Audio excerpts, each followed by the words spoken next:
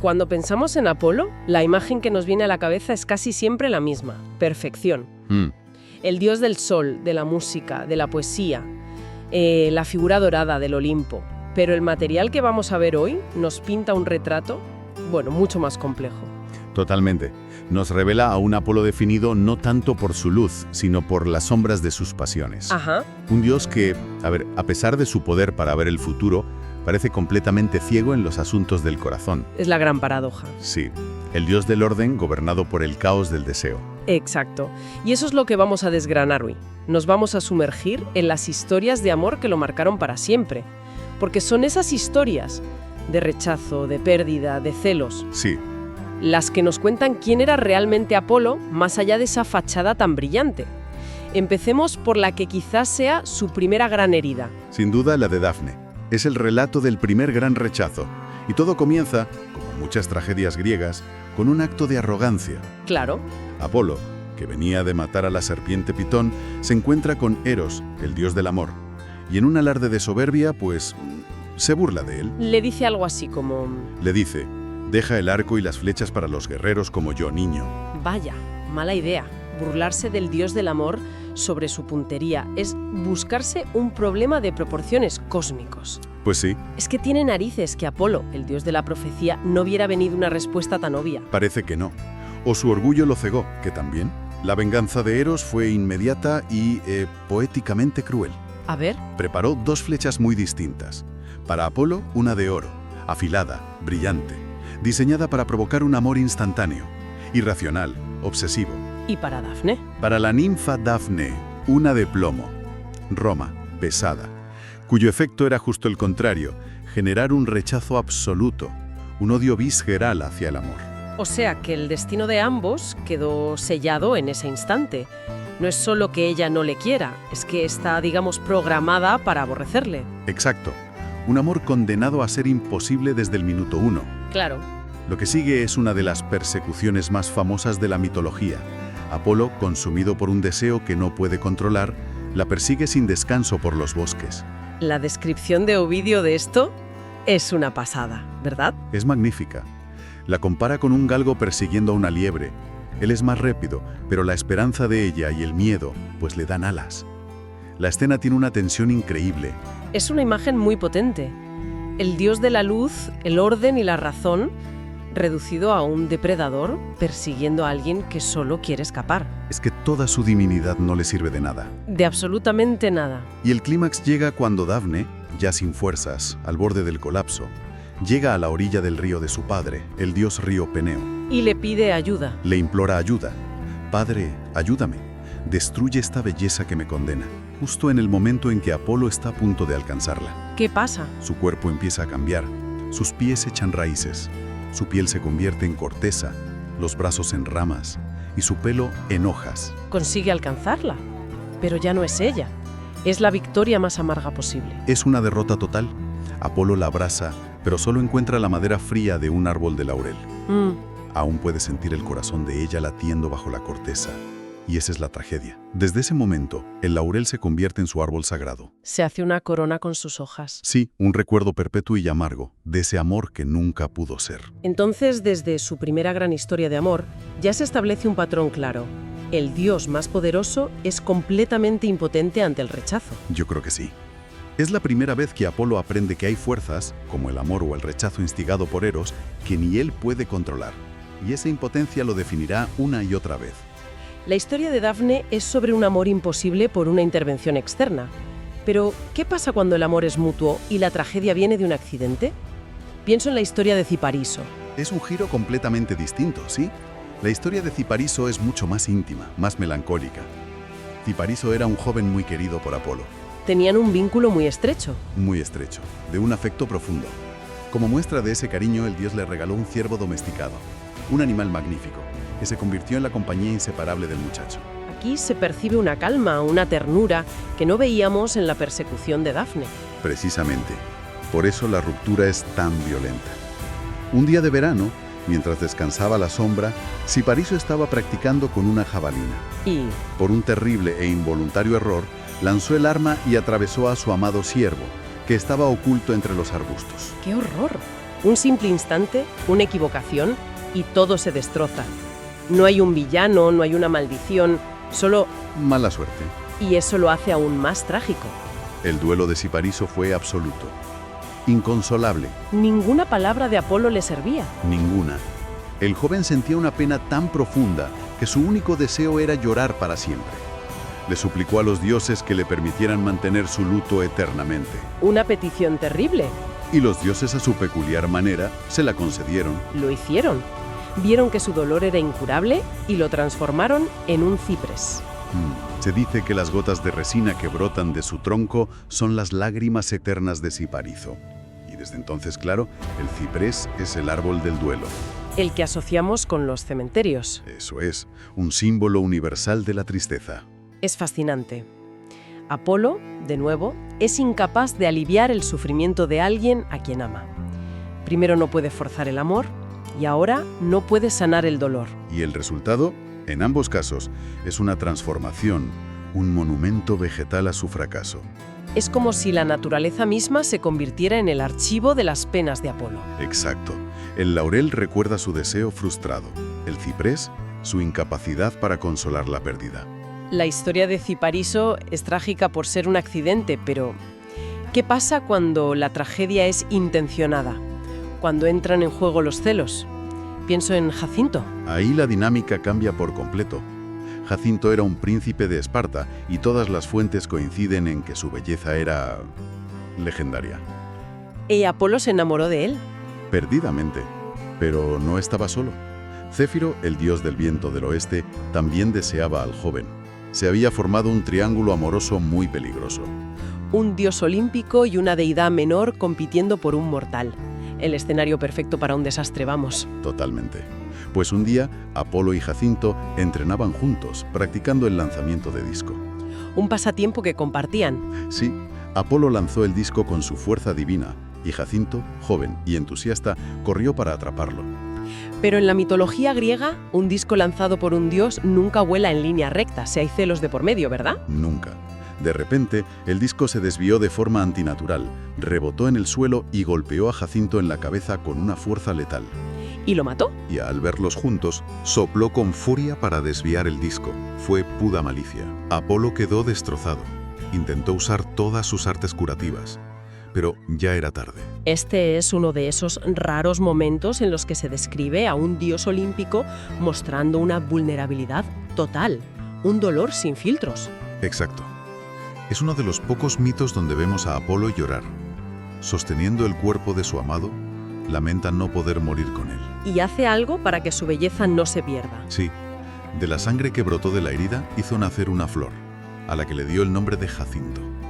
Y en sus pétalos, dicen, inscribió las letras AI, que en griego es una exclamación de lamento. Otro monumento floral a una tragedia.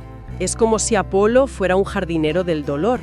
Donde quiera que su amor fracasa, deja una flor o un árbol. Es una metáfora perfecta. Su amor no da frutos, da flores teñidas de sangre y árboles que lloran resina. Si con Jacinto los celos vinieron de un tercero, en la historia de Coronis la cosa se complica, porque la traición y la furia nacen dentro de la propia relación. Y esta historia tiene unas consecuencias enormes. Enormes. Coronis era una princesa de Tesalia, amante mortal de Apolo, y quedó embarazada de un hijo del dios. Pero, y aquí está el giro, mientras Apolo estaba ausente, Coronis no fue fiel. Un error que con un dios tan orgulloso como Apolo se paga muy, muy caro. Se paga con la vida.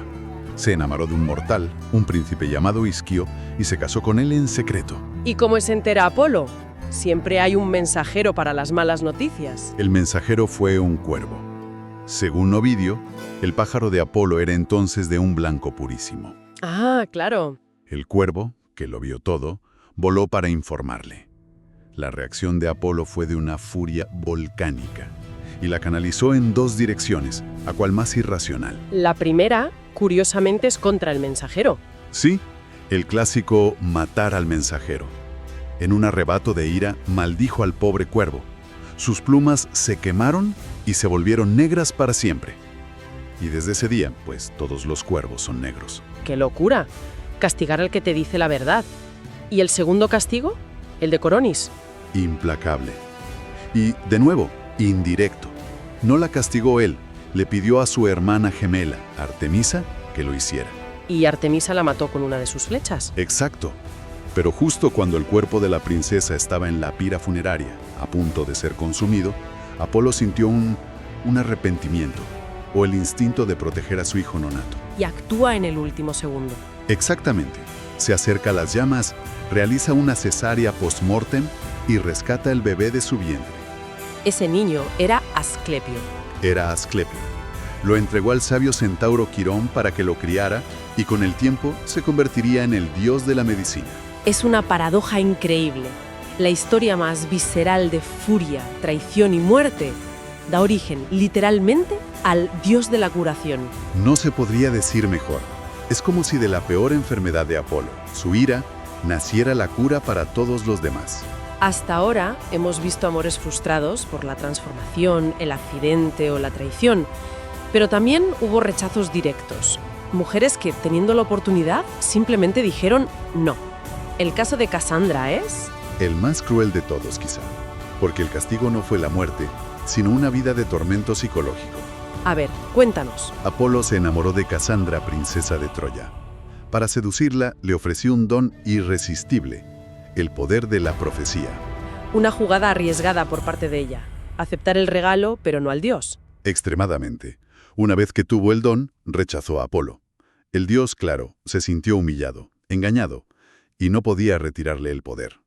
Los dones de los dioses son irrevocables. Son irrevocables, así que hizo algo mucho más retorcido. Lo pervirtió.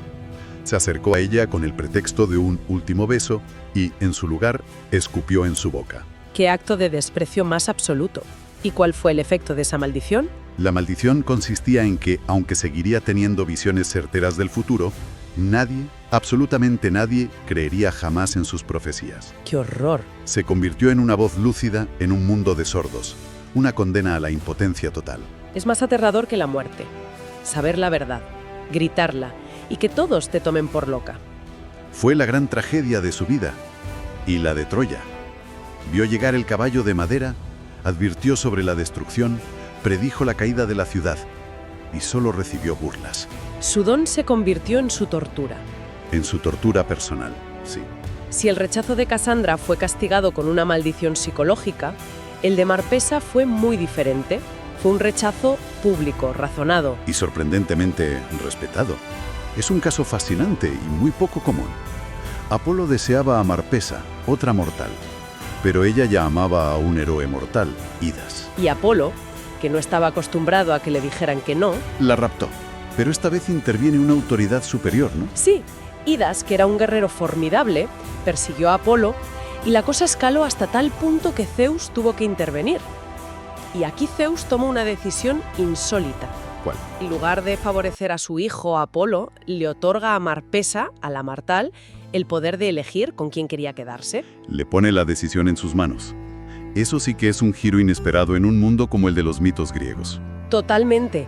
Y la elección de Marpesa, y sobre todo su razonamiento, es lo que hace esta historia tan memorable. Se encontró ante la disyuntiva, el dios inmortal o su amado mortal. Y eligió al mortal, a Idas. Increíble. Una mujer mortal básicamente le gana un debate sobre el amor a un dios usando pura lógica. Es que su lógica fue aplastante. Explicó que si elegía a Apolo, él, al ser un dios que nunca envejecería, se aburriría de ella y la abandonaría cuando empezara a envejecer. Claro. Con Idas, en cambio, envejecerían juntos, compartirían el mismo destino. Es una reflexión increíblemente pragmática y profunda sobre el amor y la mortalidad. Prefirió un amor finito, pero compartido, a una pasión divina, pero desigual. Sin duda. Y Apolo tuvo que aceptar la decisión, humillado no por la fuerza, sino por la sabiduría de una mortal. Es uno de sus pocos rechazos donde no hay una venganza terrible. Bien, hemos cubierto las grandes tragedias, pero no fueron las únicas, ¿verdad? Su vida amorosa fue extensa, en contraste con su hermana Artemisa. El patrón, lamentablemente para él, es bastante consistente. Las fuentes mencionan muchas otras relaciones, y casi todas acaban mal o son conflictivas. Por ejemplo, pues tuvo amoríos con Hécuba, la reina de Troya, con Evadne. La historia con Quione también acabó en tragedia, cuando Artemisa la mató. Se menciona a la ninfa Iria, que de tanto dolor se transformó en un lago de sus propias lágrimas. Parece que estaba condenado a repetir el mismo ciclo. Lo que queda claro es que Apolo vivió rodeado de una intensidad emocional constante. Sí. Sus relaciones no eran tranquilas ni duraderas. Eran llamaradas de pasión que, casi siempre, terminaban en cenizas. Al final, si juntamos todas estas piezas, el mosaico que aparece es el de un dios mucho más complejo que ese arquetipo de perfección. Apolo no era solo el dios dorado y sereno. Era, y quizás esto sea lo más importante, una figura profundamente trágica, moldeada por cada uno de estos deseos, estas pérdidas y estos celos. Sus amantes no son simples anécdotas en su biografía. Son en realidad las historias que revelan su verdadera naturaleza. Son la prueba de que su mayor poder, el de conocer el futuro, no les servía para gobernar su propio corazón. Exacto. Cuentan la historia de cómo incluso el ser más brillante del Olimpo, el dios de la razón, estaba en el fondo condenado a amar sin poder retener, a desear sin poder poseer. Sus mayores triunfos estaban en el arte, la música o la profecía. Pero sus mayores fracasos, y los más humanos, estaban en el amor. Y esto nos deja con una última reflexión. ¿Qué nos dice sobre la visión del mundo de los antiguos griegos? Que su dios de la luz, del orden y la razón estuviera tan profunda e inseparablemente definido por la sombra de la pérdida y el caos de la pasión. Es la gran paradoja. Tal vez nos dice que entendían de una forma muy profunda que la razón no puede existir sin la emoción, que no puede haber luz sin la sombra. Ni orden sin el caos. Exacto. Y que incluso en el ser que aspiraba a ser el más perfecto, la capacidad de sentir, de desear, de sufrir y de perder es lo que, en última instancia, le da su verdadera y más profunda dimensión. Una idea para seguir dándole vueltas. Ha sido un análisis fascinante. Gracias por guiarnos a través de estas historias. Gracias a ti. Hasta la próxima.